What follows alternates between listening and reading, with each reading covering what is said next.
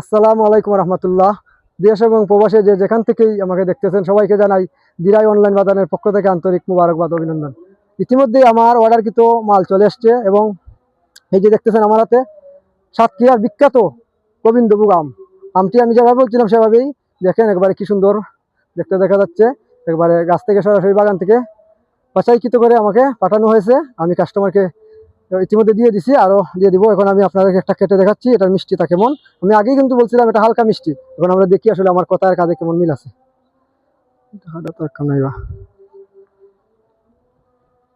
কোনোটা আমার খাতাই না।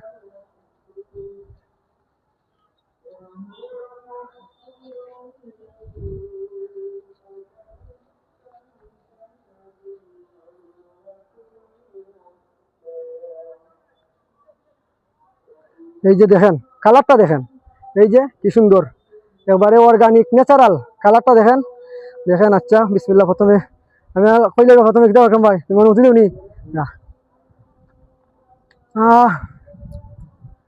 অনেকেই প্রথমে আমি বলছিলেন আম নাকি পাকে নাই, এই সেই নানানটা বলছিলেন।